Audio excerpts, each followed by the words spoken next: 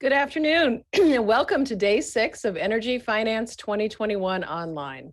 I'm Sandy Buchanan, Executive Director of the Institute for Energy Economics and Financial Analysis, coming to you today from Cleveland, Ohio. Our session today is entitled Renewable Energy, Lessons on Grid Integration and Benefits for Communities. Before we get started, let me explain how our question and answer session will work. You'll see on the right-hand side of your screen a chat box. Please feel free to put your questions there in the chat. You can also use the chat to interact with other conference attendees. I'm now pleased to introduce Dennis Wamsted, who will moderate our session today. Dennis is an IEEFA energy analyst based in Washington, D.C. He has covered energy and environmental policy and technology issues for 30 years and is the former editor of the Energy Daily. Now let me turn this over to Dennis to get us started.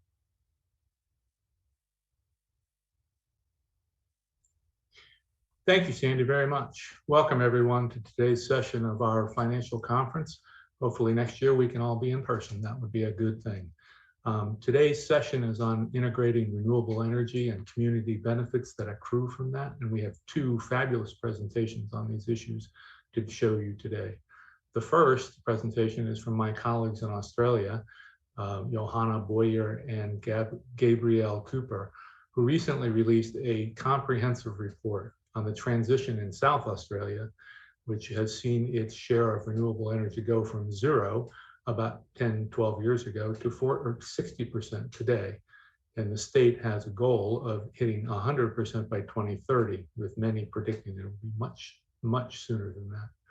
Johanna is the lead research analyst for IEEFA in our Australian electricity team. Before joining IEEFA, she worked for Australia's National Science Agency, which is CSIRO. Her colleague, Gabrielle, is a strategic energy and sustainability professional who has 20 years of experience in corporate and government sectors. Her areas of expertise include distributed energy resources, clearly a key issue going forward in the renewable transition going on. Our second presentation today will be from Marie Fontenot, who is the Senior Director of Power Procurement with the East Bay Community Energy Group in Northern California. East Bay EBCE started operations in 2018 and already serves 640,000 customers in Alameda County, which is on the Eastern Bay near San Francisco. Marie leads the team that establishes and executes the procurement strategy for the CCA, ensuring that its customers have access to clean, affordable electricity. And prior to that, she worked for both Pacific Gas and Electric and Xcel Energy, doing really cool things like negotiating long-term energy storage and renewable contracts and operating or helping to operate in the control room. She will be focusing on local and community benefits of the transition to renewable energy. We will be back for a Q&A session after the presentations. Hope you enjoy them.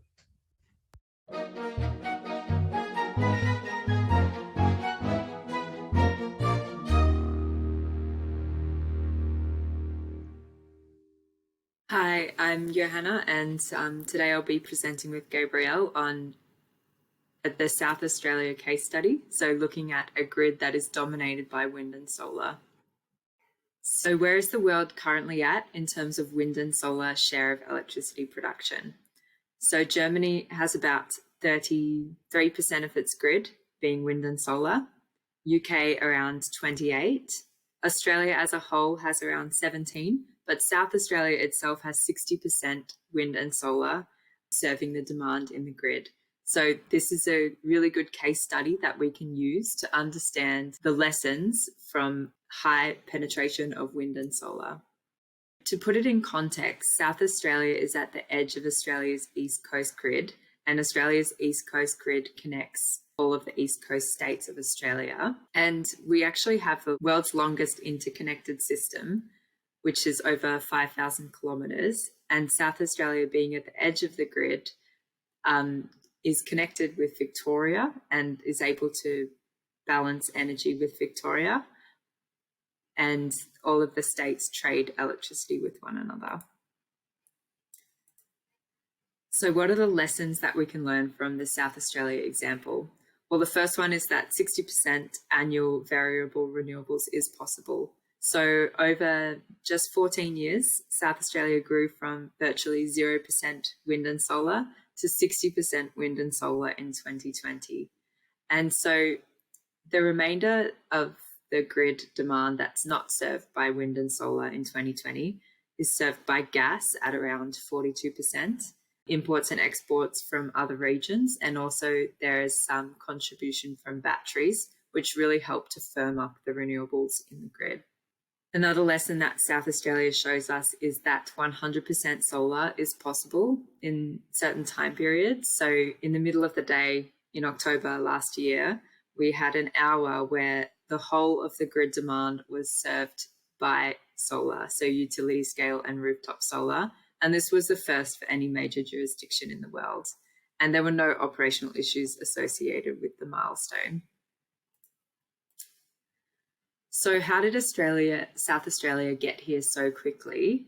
Well, the initial adoption of renewables was driven by market features and government action. So the market features of South Australia that made renewables very attractive were the strong solar resource, strong wind resource, historically high residential electricity prices, and high wholesale electricity prices. And the government took some actions.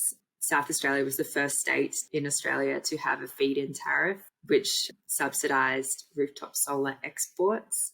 And the federal government brought in a renewable energy target. In 2009, they had aimed to generate 20% of renewables by 2020. Obviously, we got a lot higher than that, being 60%. But that federal renewable energy target really did help to incentivize renewable energy projects, and a lot of them were installed in South Australia because it was a state with such attractive market features.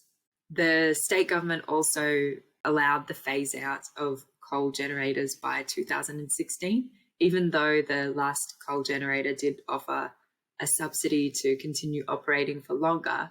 The state government refused, and so coal was phased out in 2016, and that really left space for renewables to continue to grow.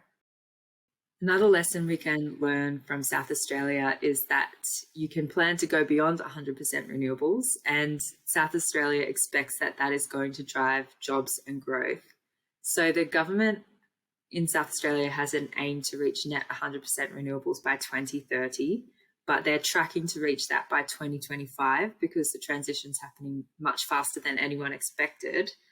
And recently they've put out a goal to have greater than 500% of South Australia's demand provided by renewables by 2050. So what does this mean, greater than 500%? So essentially they want to become a national and international exporter of renewable energy, green hydrogen, and other low emissions products. And they really expect that this is going to drive jobs and growth in the state, and already some impacts are being seen, including international battery manufacturers Sonnen and Alpha ESS establishing manufacturing facilities in South Australia, and 100 local system providers being qualified to sell and install batteries in the home battery scheme. So the renewable energy industry in South Australia is growing and is expected to continue to grow and become a major source of economic growth.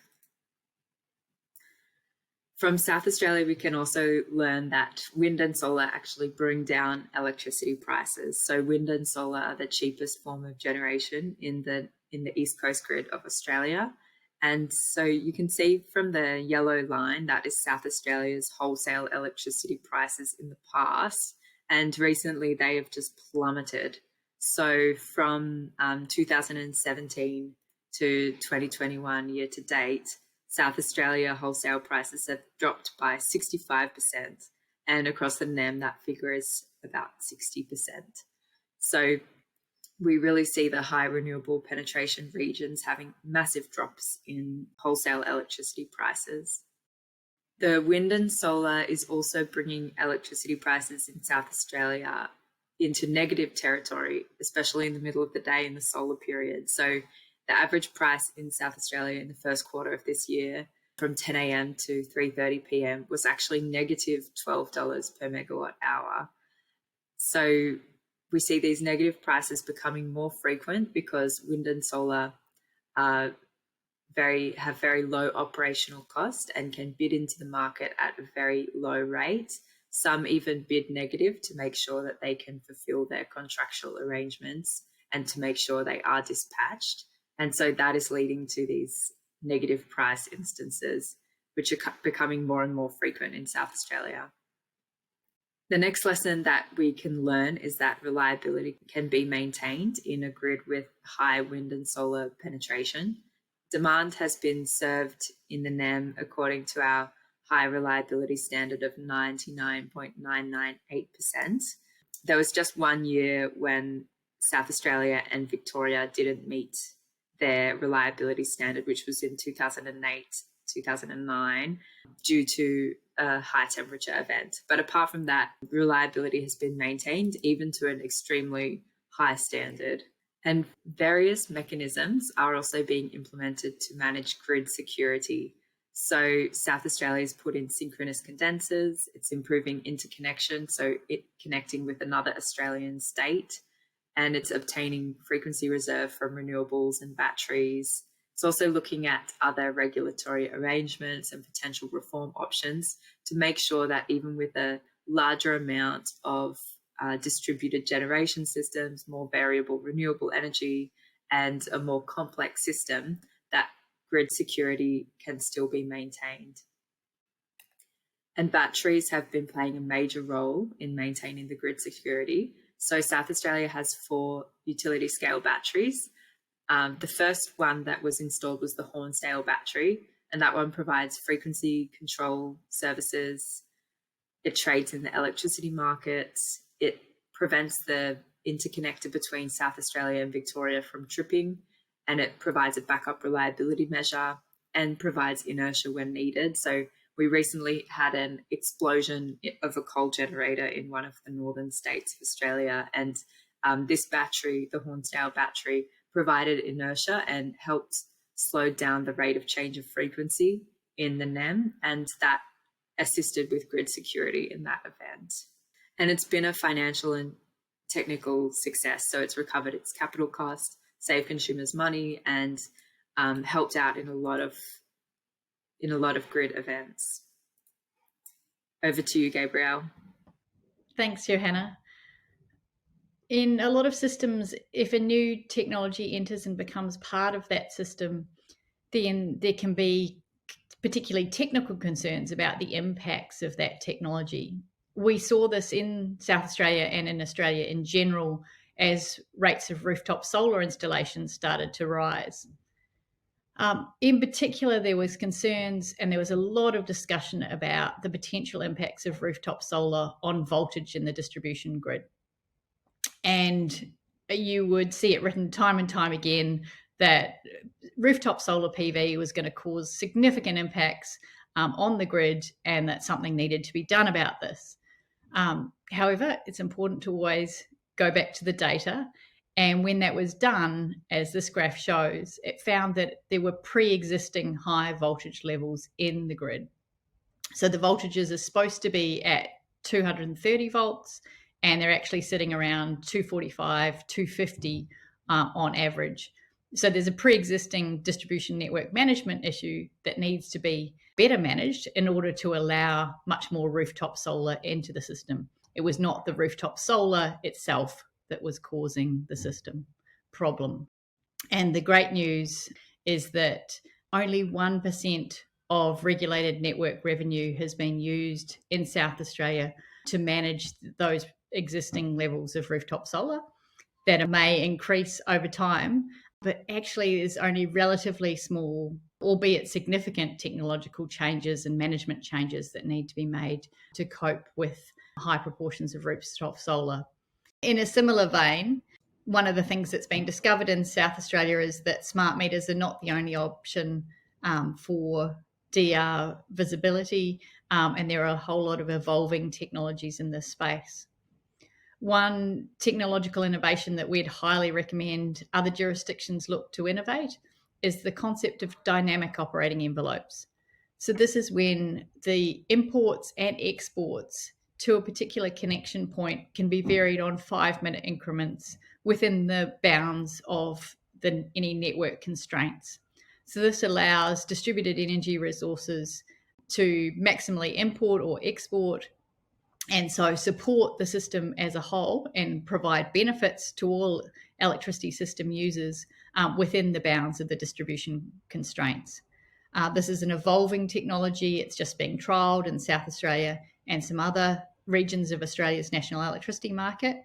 But the good news as well is that not only does it look to be highly effective and efficient, but to develop the technology, basically the software behind dynamic operating envelopes, is not expensive. So South Australian power networks are currently only spending 1% of their regulated network revenue incorporating what is in fact 40% of houses with rooftop solar. So this is just one of stories from South Australia. I think it's important to say, though, of everything that we've presented, this situation is still evolving. There's still lessons emerging from South Australia. And as South Australia heads to 500%, we hope to have a lot more to report to you about how the transition to a majority renewables grid is possible, efficient, and can be effective and provide benefits to all electricity system users.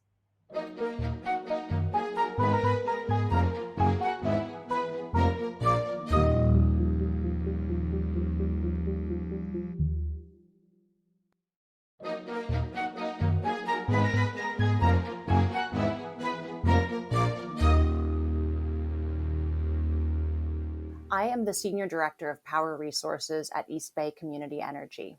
My team is responsible for procuring electricity and related products to meet the needs of our customers. We develop the hedging strategy and procure electricity through long-term contracts and short-term fixed-price energy hedges.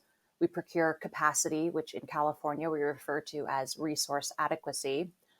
We also procure renewable energy and the associated credits and carbon-free energy. East Bay Community Energy, or EBCE, is a community choice aggregator located in Northern California. You may not be familiar with CCAs. They are nonprofit load-serving entities similar to municipal electric providers, but they're typically comprised of more than one city or county, and unlike municipal providers, CCAs do not own the wires that we sell electricity over. We sell electricity over the distribution and transmission wires owned by investor-owned utilities. So our customers actually have the choice of having their electricity provided by the incumbent investor-owned utility or the CCA. CCAs have the authority to set our own rates, but we are under the jurisdiction of the Public Utilities Commission for many compliance requirements, including reporting how we meet the state's renewable portfolio standard and demonstrating that we're contributing to grid reliability through the resource adequacy requirements. While CCAs have to at least meet California's compliance requirements, we do have the ability to go beyond compliance and pursue more aggressive environmental goals. EBCE serves Alameda County just across the bay from the city of San Francisco. We were formed in 2016 and started serving customers in 2018. We serve approximately 640,000 customer accounts. That makes us the largest CCA in Northern California and the second largest in the state. Our instantaneous peak demand is about 1,100 megawatts, and our annual forecast demand is about 6.5 terawatt hours. I mentioned that CCAs can go beyond what is required from the state for compliance. EBCE has set the aggressive goal of procuring 100% emissions-free energy by 2030. This graph shows you a visual representation of California's requirement to procure renewable energy. California has a renewable portfolio standard that requires 60% of retail energy demand be met with renewable resources by 2030. As a state, we are well on our way towards meeting this goal. EBCE and other CCAs are very much making good on our commitments to invest in renewable energy throughout the state. To date, CCAs have contracted for more than 6,000 megawatts of clean generation capacity through long-term power purchase agreements with terms of TIS currently represent the largest market of buyers of renewable energy in California. When I think about integrating renewable energy resources in California, the first thing that comes to mind is the now infamous duck chart. This problem was initially forecasted by the CAISO in about 2013. This chart represents the impact of increased renewable penetration on the net demand curve. The net demand curve is the total demand curve with renewable energy subtracted. So if total demand is 100 and the renewable energy that is contributing to meeting that demand is 30, when you subtract 30 from 100, the net would be 70. This chart shows that with more and more renewable penetration, the net demand curve becomes steeper and steeper, creating a reliability challenge. The CAISO was right that the net demand curve would become more and more steep over time. And the only thing the CAISO was wrong about is that the steepness of the curve actually happened much more quickly than was originally anticipated. On this graph, I'm showing you 2 days last summer. You may have heard that California had an extreme heat wave last August, and as a result, we experienced historically high demand. The graphs here show in blue the total demand curve on August 14th and August 15th, and in orange is the net demand curve. The gray bars show when the CAISO actually had to initiate rolling blackouts to contribute to reliability. Just looking at the blue and the orange lines, you can see that the CAISO's total demand increased by about 20,000 megawatts over the course of the day. But when you look at the orange line as compared to the blue, you see that the total demand increased by about 20,000 megawatts. It's just that this net demand happened in a much shorter period of time, over the course of about 6 hours. So how do we address this problem of steep net demand curves?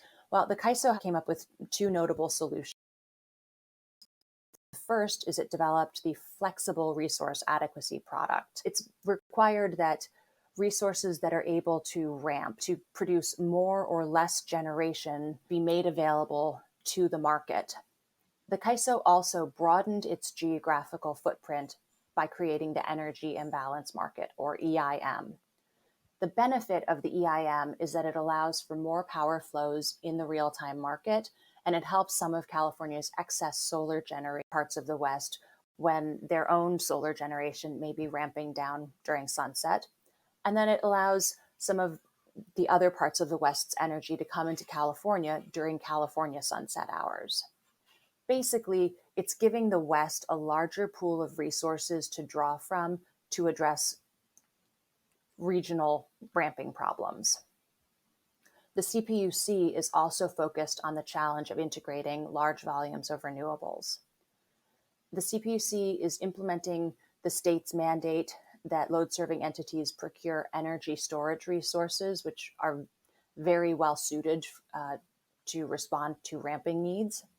And the CPUC has an integrated resource planning proceeding, which looks at the need to decrease emissions and what types of resources are best suited to do that while maintaining reliability.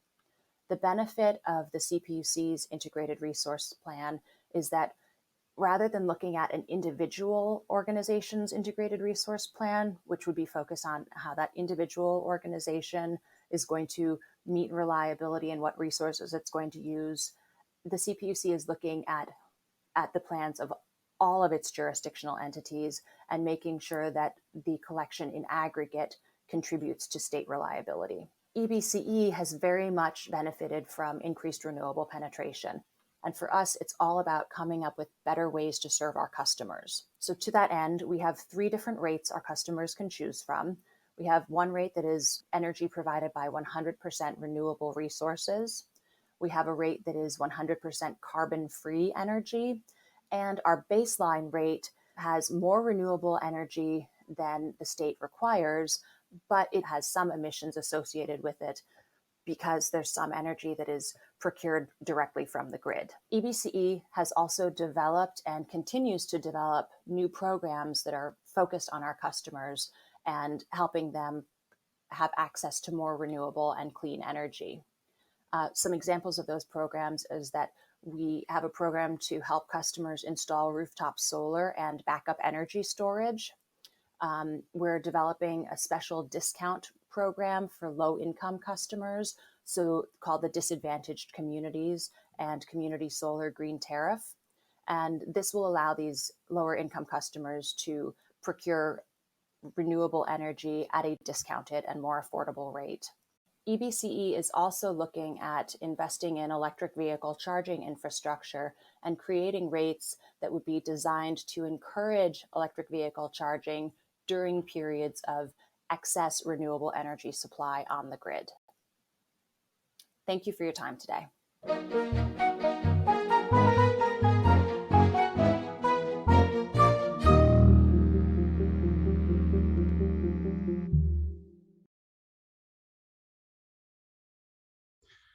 Welcome back, everyone. I hope you all enjoyed those presentations as much as I did.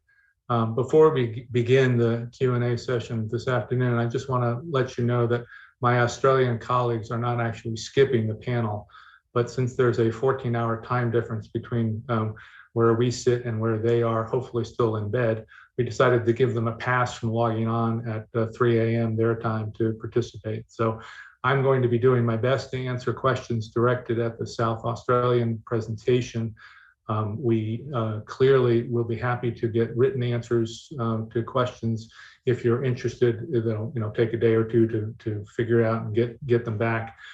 We also have the report that was done by the women that is up on our website. You're welcome to download and read through. It has an awful lot of detail that's very interesting and very relevant to the transition here in the United States. And obviously we have Marie here to try to help me out with Australia as well as California. But before we get to Marie and her presentation, I thought I'd do a couple of the sort of background questions on South Australia that came in while we were watching the video. I'm not sure I'm going to get to the right person's question, but the number of people who live in Australia or South Australia is about 1.7 million. So relatively small, obviously. The entire population of Australia is about 25 million. But the numbers aside, the transition or the development in Australia clearly shows that you can transition from basically 100% coal-fired regimen to a renewable-based regimen and do it very quickly. There was another question that came in about the percentage of renewable or rooftop solar in South Australia, and it's about 35% of the homes in South Australia have rooftop solar of one size or another. I don't know the exact sizes. The homes in Australia tend to be a little bit smaller than they are in the United States. And I do know that the rooftop solar installations there have been smaller in the past, and they have been getting bigger as time goes on. Partly they've been getting bigger because of the innovation and rollout of home batteries, because now people can actually upsize their rooftop solar and store some of the electricity in their homes and use it, when they actually need it in the evening when there's a spike in peak demand, and they can also use it with the coming rollout of electric vehicles in South Australia and throughout the country. And there was also a third question that I missed who it came from, but about the percentage of utility scale solar versus the small scale or rooftop solar, which I am going to have to beg off on and let the experts in Australia get back to you on that. But it is important for those who don't follow solar development carefully, it's important to know that there is a lot of utility scale solar in Australia and in South Australia, but you have to be very clear when you're talking about the amount of land taken up by renewable development, that well, more so with obviously, but with solar too, you can have dual uses on the property or on the area where the equipment is located, and there's a growing effort in a lot of solar installations to actually use grazing animals to help with the vegetation control underneath the solar panels, which I think is a fascinating dual use, if you will, of some of this land. So it's not just 100% roped off for solar for 20 years down the road. Anyway, with those three quick, factual questions about South Australia out of the way, I encourage you all to keep putting in questions in the chat box. I'll read them as quickly as I can and ask myself, or I'll ask Marie. But let's turn back to Marie now for a couple of questions about East Bay and the California experience. One of the things that has impressed me, Marie, in the research I did about your organization and California in general, is how successful and how quickly successful East Bay has been. And I was wondering if you could expand on that a little bit for our participants today. Absolutely. And let me just say it's a real pleasure to be here with you today. EBCE, as I said in the presentation, EBCE started serving customers in 2018. We were formed in 2016. And the fact that California passed legislation to allow community choice aggregators back in 2002. So by no means was EBCE, East Bay Community Energy, the first one out of the gates. And so, we've really benefited from partnering with other community choice aggregators and, learning from what's already happened in the space. But we've also benefited because our organization is really very focused on providing more solutions and more value add to our local community. And that customer and community centric focus has allowed us to connect with our community, and I think that our customers see a lot of value in that. All right, good. There was a great question that came across the chat box here from Tanette DeVoe, who is with the Canadian chapter of, Sierra Club Atlantic Canada chapter, and wants to know, your customers have an option, obviously, of picking from renewables, or more or less. But do you guys have any data on, which of your customers pick the 100% renewable option, or do they pick the least expensive renewable option, or can you break that down for us a little bit? Yeah, so our three options are Renewable 100, which is 100% renewable, Brilliant 100, which is 100% carbon free. It includes a high percentage of renewable energy, but then it's backfilled with typically large hydro, which in California does not qualify as renewable. It's an interesting distinction. California's standards for renewable are more strict than other parts of the United States. So a large hydro generating facility does not count as renewable. And so Brilliant 100 is 100% carbon free, or Bright Choice, which is more renewable than the state mandates and more renewable than the incumbent local utility. But yes, that cheapest option is by far the most popular. We have about 86% of our customers are subscribed to Bright Choice, about 12% to Brilliant 100, and about 1.5–2% with Renewable 100. We do expect to see some changes in the coming years. EBCE recently set a target of being 100% emissions free by 2030. And as we work to achieve that goal, we're going to have to make changes to our three customer rates. So, some of those rates may sort of converge. And so we expect that customers will be making different choices in the coming years. Well, they're all good choices to have, that's for sure. But actually, let's stay on that 100% topic for a minute.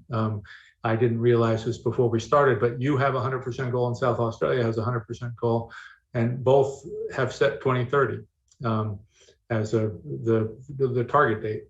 And I wouldn't presume to know, exactly how fast things will happen, but it has been IEEFA's experience with the transition that when people set goals, they tend to meet them sooner than they think they're going to meet them. And we heard briefly in the South Australian presentation that they're now talking about perhaps being able to meet their 100% goal by 2025. which would be astounding if you ask me. But do you have any thoughts on when you guys, or do you think maybe you could meet 100% before 2030, or is that a contracting issue, or is that? I think there will be a few challenges that we'll face. And just to be clear, EBCE wants to be 100% emissions free. That is not the same as 100% renewable. We will have a large portion of our energy coming from renewable resources, but again, because large hydro doesn't count as, doesn't meet the qualifications that California sets for a renewable resource, we do not have that explicit plan to be renewable by 2030. The challenges that we're facing, the Western United States is in a historic drought right now, so that is severely impacting the amount of snowpack and run-of-river hydro for that contributes to hydro generation. And yeah, there are challenges associated with contracting, permitting, constructing a large volume of renewable resources. EBCE has a aggressive target for renewable energy, and we're going beyond what the state is looking to do. But California's goal of 60% renewable energy by 2030 is very aggressive, and it comes at a time when we are starting to see impacts to the supply chain as a result of the COVID pandemic. So there are, I expect that there will be some near-term challenges and delays, but I'm confident in EBCE's ability to meet our 100% carbon-free goal and the state's ability to hit 60% renewable. And 60% renewable from the 5th largest economy in the world would be quite an achievement. Absolutely, absolutely. I would say that would be something worth congratulating for. There was a question earlier that flew by on the chat window from Meredith Wingate at Energy Foundation about home batteries and what kind of role they're going to play in the transition. Have you guys looked at that at EBCE? Yeah, we have some programs to try to incent our customers to install rooftop solar and home energy storage. California has had quite a few years of really devastating wildfires.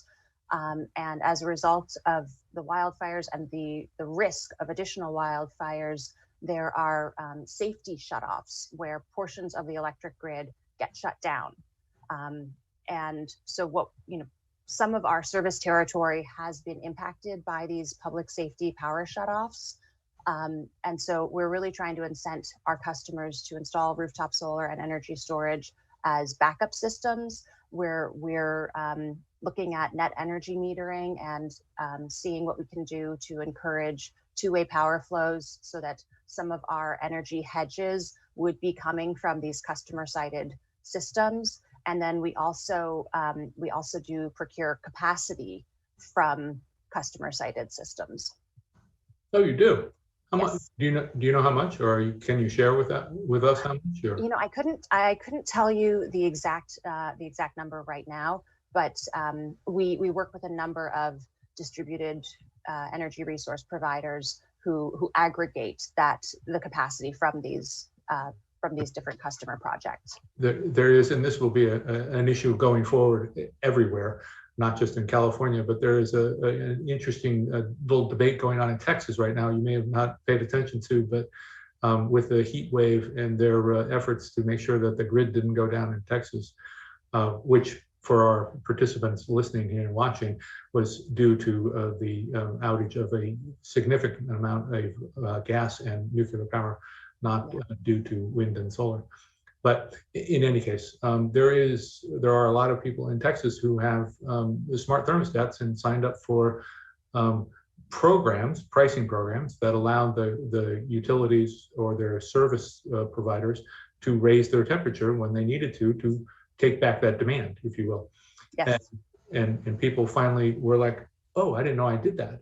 And so there's going to be an interesting educational issue that we're going to have to fight going forward to make sure people understand what's happening, because you get the lower price probably for having one of those smart thermostats, but then that gives the EBCE or somebody else the ability to say, okay, for the next 2 hours, I need your air conditioner and I need it to be off so I can save that, save that energy.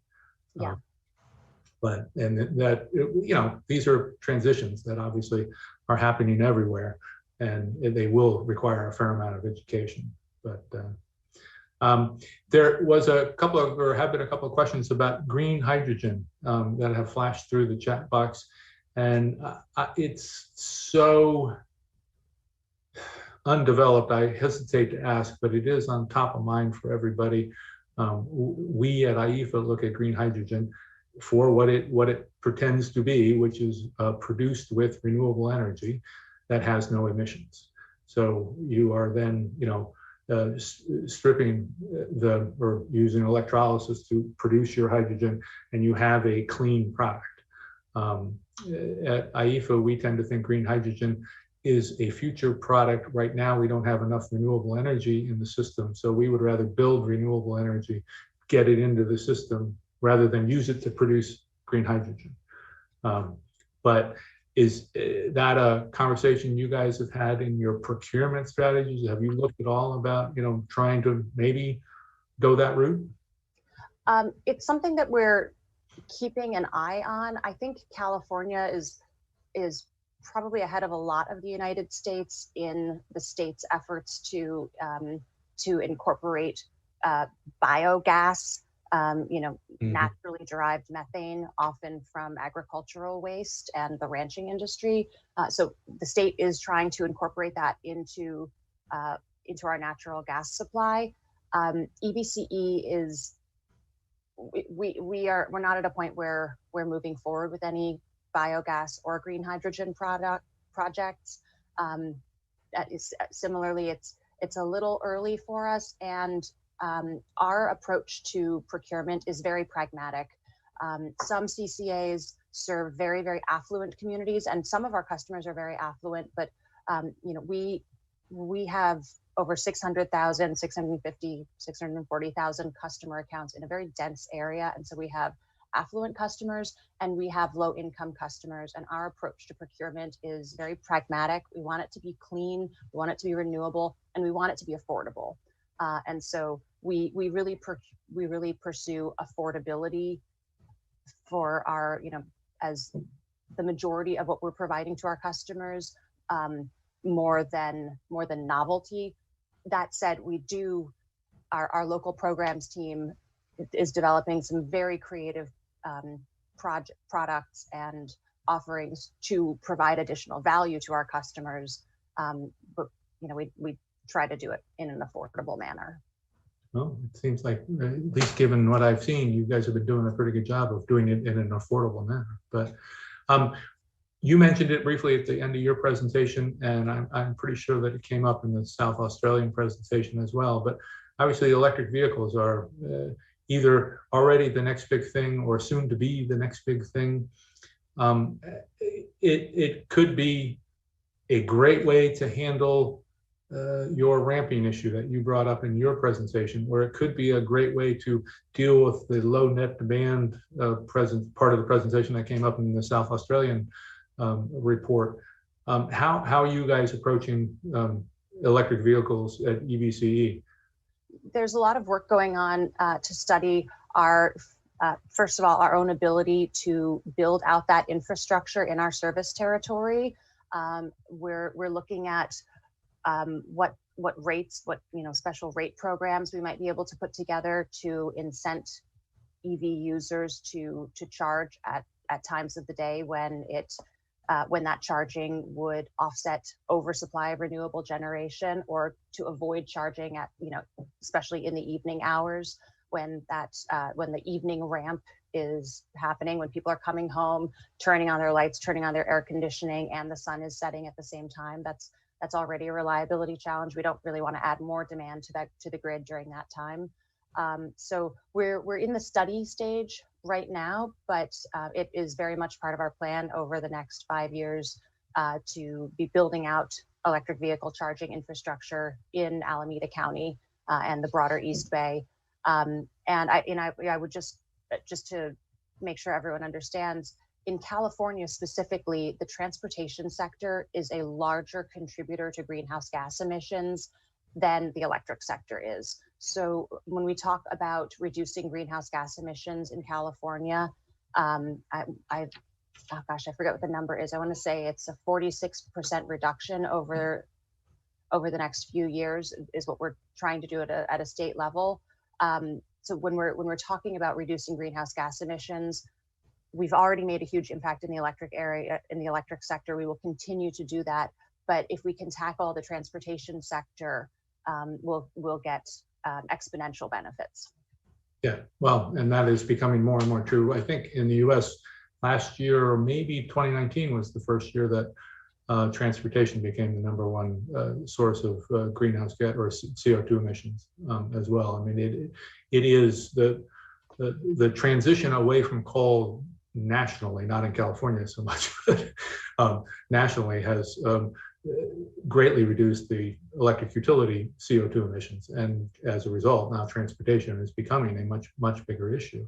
But obviously an EV hooked up to a renewable driven grid is kind of a win-win. You know, absolutely. You have a clean car, you have a clean grid, and you can use that battery with a lot of smart technology to do a lot of cool things.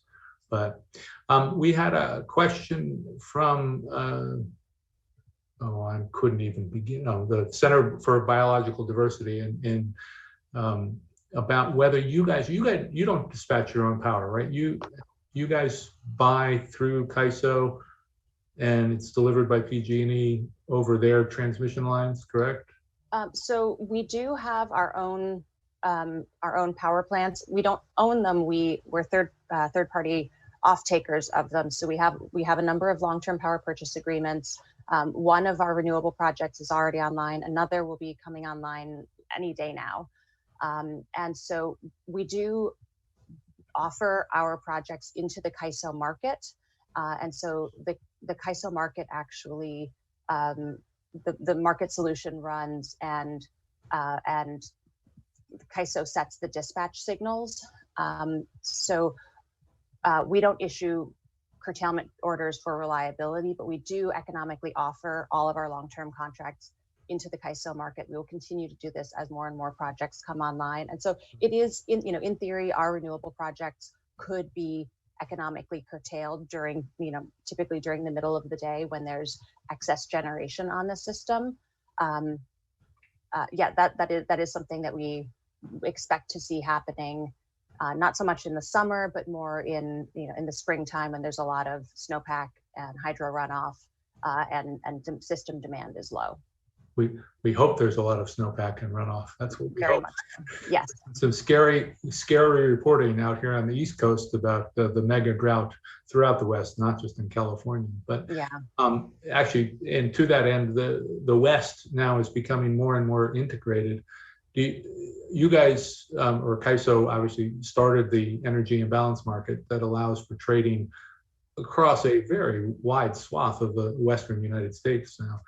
I would imagine that should help reduce the curtailment problems that California has in the middle of the day with the solar in the spring can be shipped elsewhere, and all of that good renewable hydro could be shipped down to California later. There's a synergistic relationship there where you can benefit and they can benefit. Absolutely. That's really the main benefit of the energy imbalance market is the geographical diversity. When the sun is setting in the eastern part of the Western United States, Colorado, Utah, it's still very sunny in California. So, to the extent that they have solar resources that start ramping down, some of our excess solar can go to the eastern part of the Western interconnection. And that same territory has a lot of wind that kicks up into the evening hours and can help when the California sun is setting. So yeah, the EIM and lessening the seams between our respective balancing areas is a benefit. And as we start to see EIM entities become full participants in the day-ahead CAISO market, I think that those benefits will only become greater and allow for further integration of renewables across our service territories. this might call for a little speculation you don't want to indulge in, but do you see the potential for the development of a regional transmission organization in the West? It's certainly something that the folks at FERC have been talking about. Maybe that would be a good thing, or maybe we should, encourage that development. But I know California has had some issues with that in the past. I think that there are opportunities. I by no means am I an expert in this space, but I think one of the challenges is that the CAISO, the board of the CAISO, is elected by the governor of California. So the CAISO was really stood up as a nonprofit state entity, and it is expanding. And with the EIM, it's providing services to multiple states. But I think that there are some regulatory issues and legislative issues that need to be worked out to make what was stood up as a California organization work across multiple states. And understandably, no state wants to lose its jurisdiction over its own internal electric utilities, in terms of setting reliability standards or setting rates. And so there's definitely more work to be done in that space. Yeah, and there's definitely been backlash. To your point, there's been backlash about the RTO members in the Eastern United States who are like, well, we don't have control. We can't force them to do that. There are two sides to that story, and it's a little above my pay grade or expertise as well. But there's a great question that just came across from Rachel Betts, who's the executive director of the Ohio Citizen Action. And she wanted to get into some of the technical details about your generation and whether you could own it, even though you don't own it. Apparently they're talking about these issues in Ohio, and Ohio is another state with a pretty significant CCA program. So could you comment on that a little bit for us?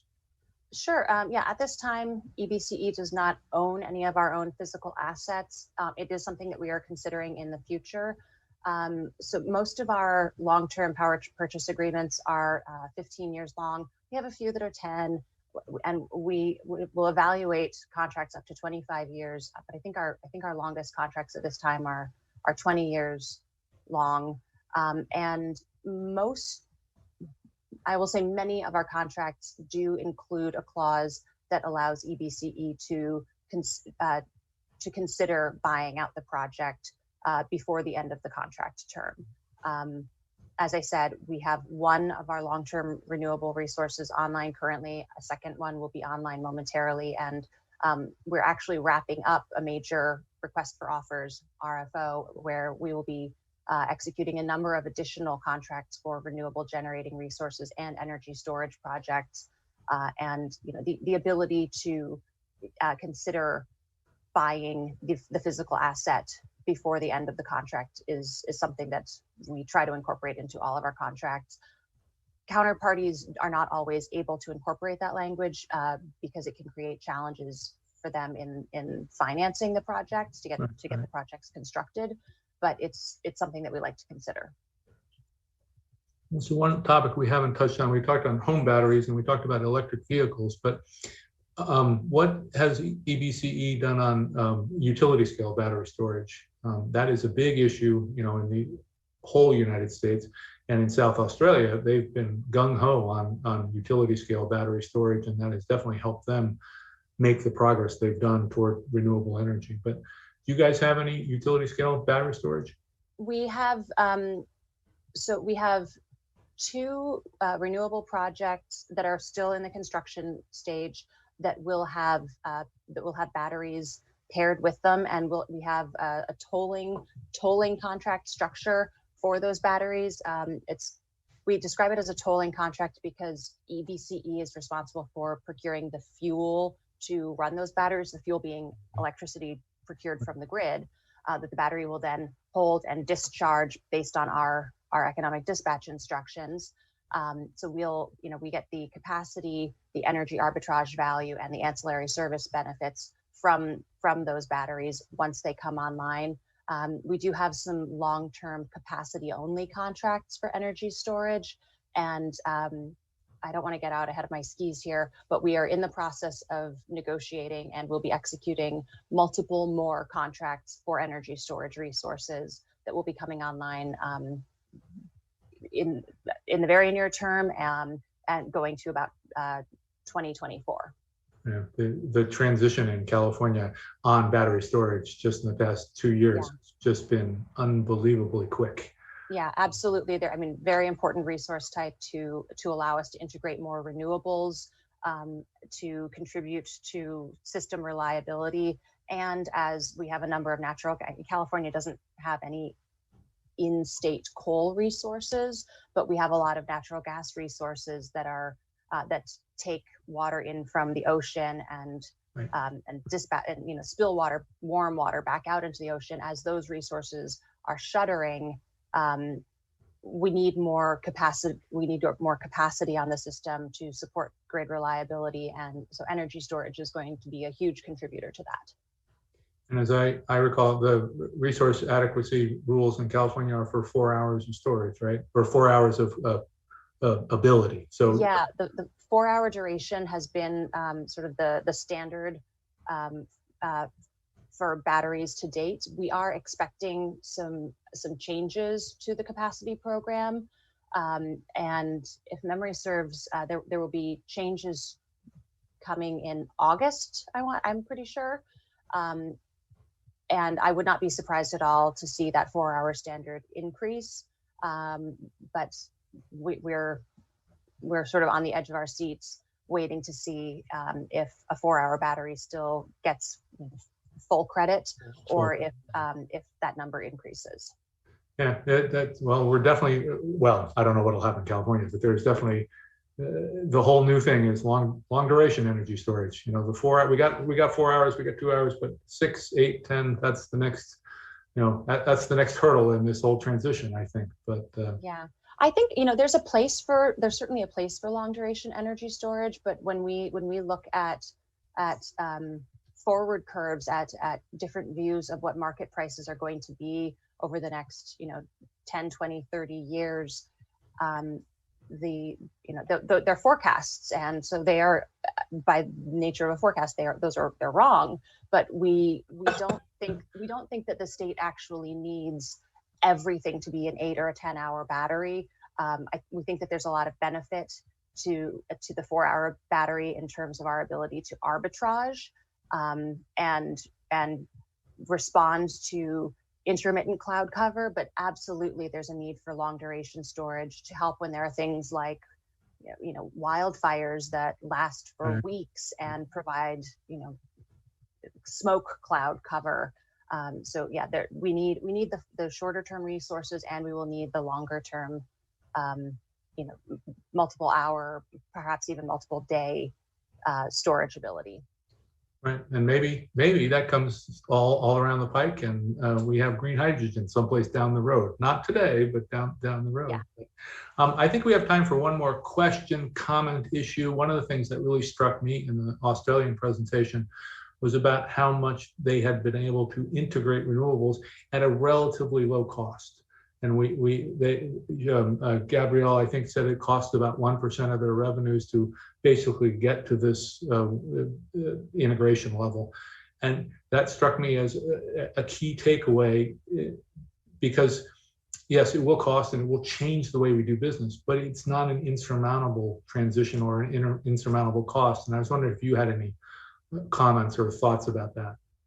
The United States has had investment tax and production tax credits to support the wind and solar industry for a number of years, and those have been huge drivers in lowering the prices of building out and implementing renewable resources. We don't have any tax credits for energy storage yet. I think that adding a tax credit program for energy storage would be very helpful in encouraging storage integration throughout the United States.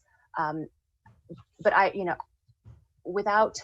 not able to provide a number or an estimate of the avoided cost of building renewables and storage as compared to conventional generation. But one of the benefits of energy storage in particular is that we're now able to use energy storage and some distributed resources to avoid major long-term asset build out for the actual electric system. So placing an energy storage device in areas where there is a capacity constraint, where the solution otherwise may have been to build a billion or multi-billion-dollar transmission line. Renewables and energy storage are hugely valuable in giving us more tools in our tool belt to solve these problems. Right, and we need to do a better job of getting that number out there, because it is a big savings, and people don't realize it's a big savings because it's not a huge big construction project where it's like, oh, we know it's going to cost this much money, but those projects are going around, not just in California, but I've written about a lot of them throughout the country where people are avoiding these kinds of construction projects. Well, I'm being given the hook sign here from our bosses in the back room, but I want to say thank you, Marie, for that fabulous conversation, and in absentia to my Australian colleagues who did a fabulous job with their report. And I would like to thank everybody who chimed in on the question and answer today. We love the questions. We'll get back to you as soon as possible with written answers if we can. And with that, I'll throw it back to Sandy for a couple of final words. Great. Well, thank you so much, Dennis and Marie. That was a really interesting discussion about the fast-changing world of renewable energy in both availability and affordability. And of course, we also do extend our thanks to our colleagues Johanna and Gabrielle for their terrific work and presentation on South Australia. We're so glad that all of you were able to join us here today, and we hope that you'll stay with us here for about 10 more minutes and watch the next in our series of videos on local leadership, global change. This short film highlights the work being done by members of the Navajo Nation and Hopi tribe to call for the comprehensive cleanup of closed coal plants and coal mines, which have drastically affected the quality of the water in the region, and the work being done to bring renewable energy into the region as well. Tomorrow, our storage session is actually coming along. It's called Storage, the Key to the Grid of the Future, and we will pick up on a lot of the issues that we talked about here at the end of the session today. We also hope you'll join any of the side meetings that you're interested in that you see on the agenda. Thanks again, and goodbye.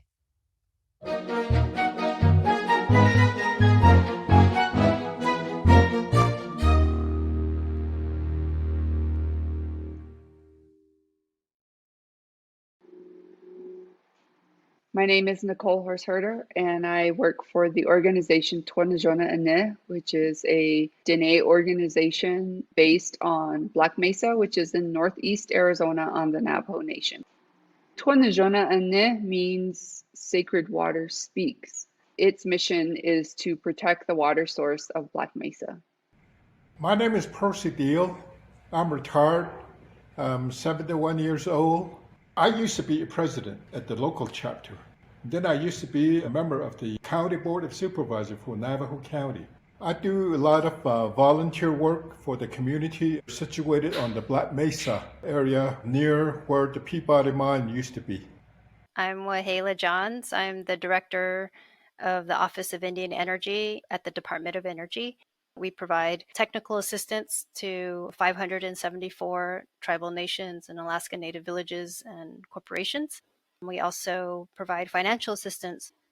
For this administration, there's a huge commitment to transitioning communities like the one I come from in Black Mesa, where we once had one of the largest coal strip mines in the Southwest. My name is Ben Novamsa. I am a member of the Hopi tribe from the village of Shingopavi, Second Mesa. I am a member of the Bear Clan. The Bear Clan in our culture are the traditional leaders. And that's really why I'm doing what I'm doing, because it's my duty.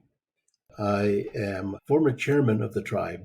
I have been working on the issue of reclamation of the coal mines on Black Mesa, on our Aboriginal lands. The whole ecology has been impacted, and that needs to be brought back to the pre-mining condition.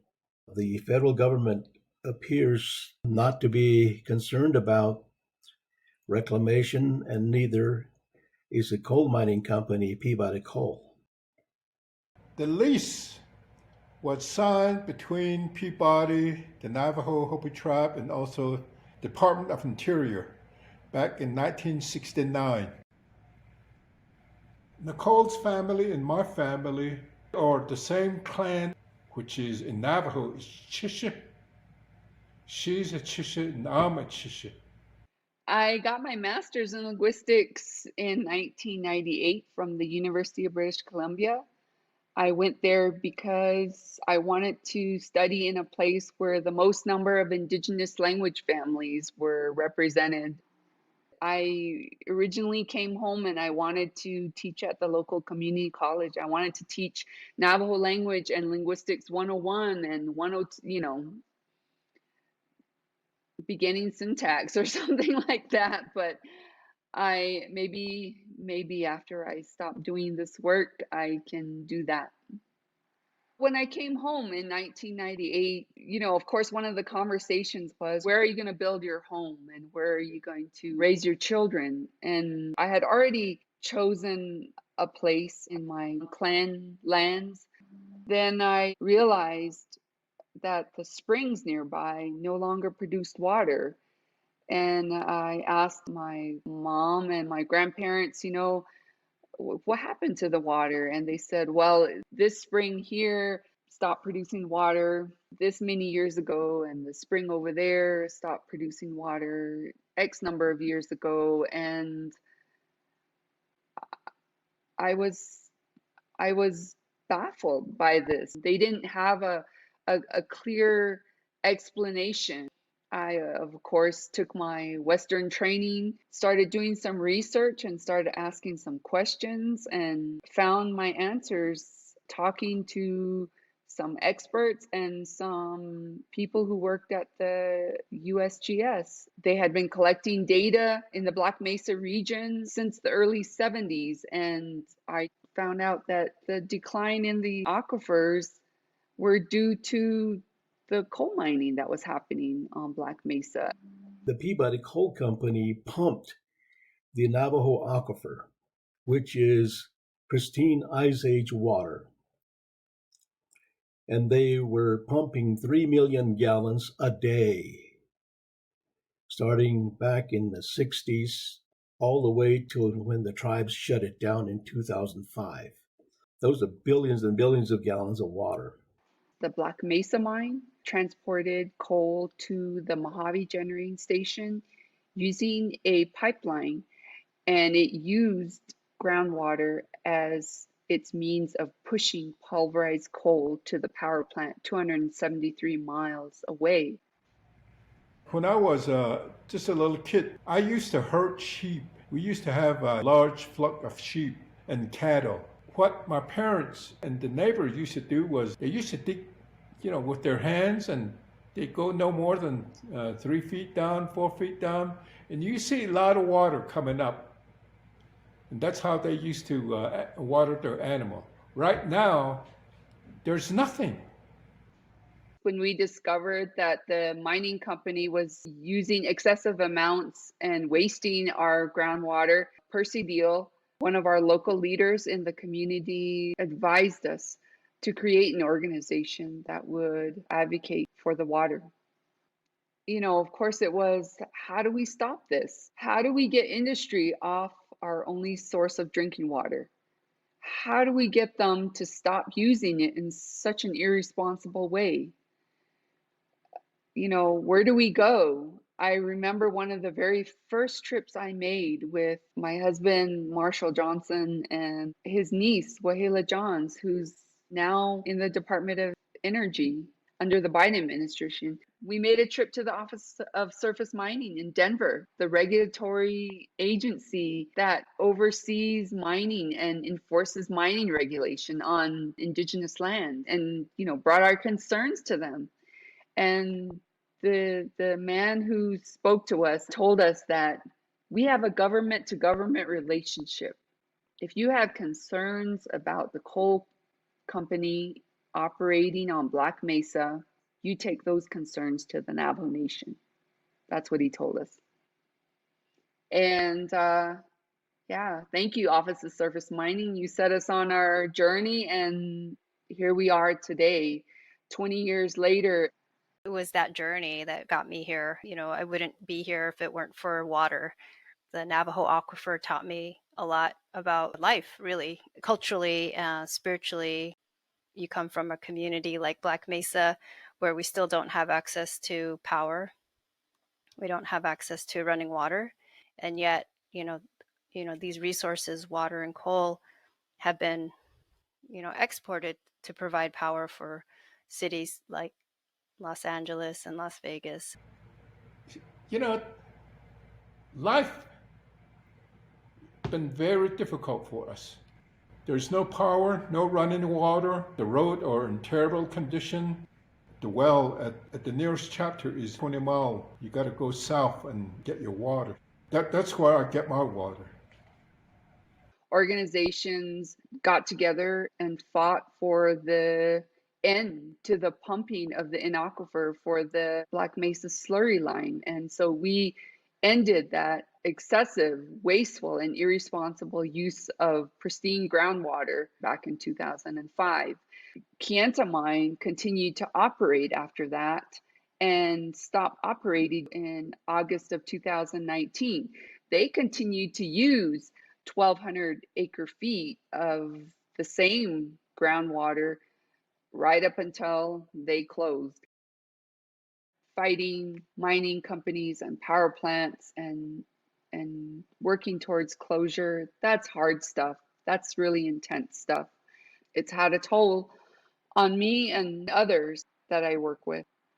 Whoever invited me to the first IEEFA training, bless their heart. It's a connection that was meant to be. One of the very first things I asked them was, I need someone to evaluate how unprofitable and how uneconomical Navajo Generating Station is. I need to know what it's costing to run the plant, and I need to know what the cost of renewable energy is in comparison to coal.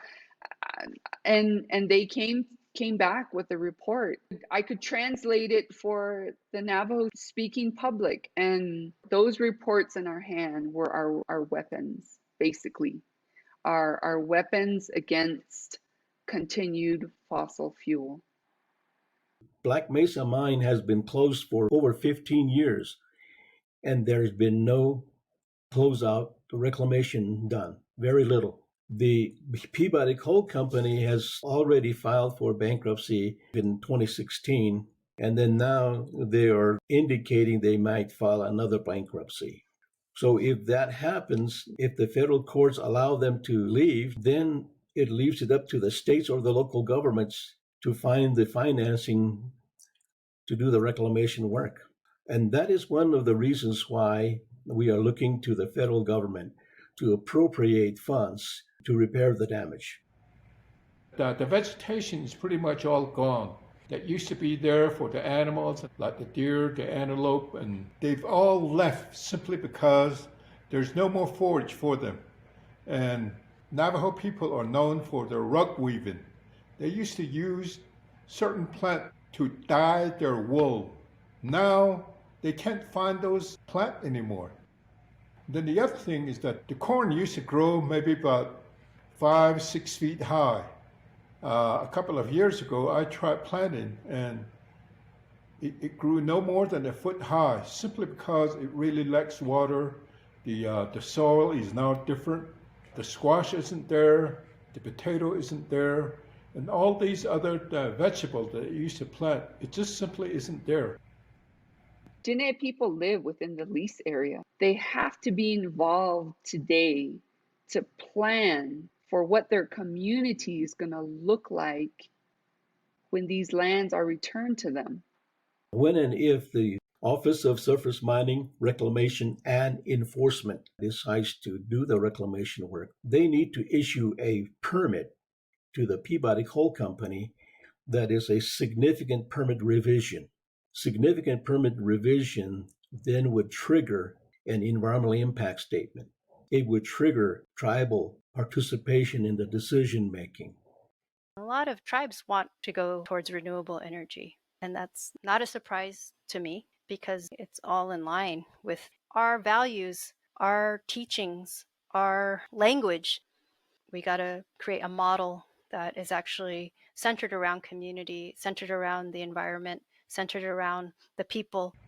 The root of Navajo belief, the root to Navajo way of life is having respect with Mother Nature. In Navajo, they say, "Twa ina at eh." That what that means is water is life. When we started our work, we constantly drew upon the knowledge and the wisdom of our traditional teachings of water. Anytime we lost our direction, the water always refocused us and reminded us of the true goal of our movement, that is to protect the water for the future generations.